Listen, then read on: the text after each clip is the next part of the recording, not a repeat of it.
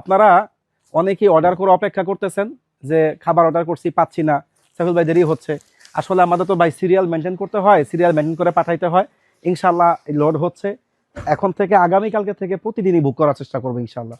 তো অনেক পরিমাণ অর্ডার দিয়ে রাখতেছেন, এই অর্ডারগুলোকে আমাদের সিরিয়াল মেনটেন করে দিতে গেলে একেবারে অবস্থা খারাপ হয়ে যায়। মানে আমাদের পার ডে ক্যাপাসিটি 3 টন বা তার সামথিং কিছু, কিন্তু অর্ডার আসতেছে 5 টন 7 টন, আমরা কুলাইতে পারতেছি না।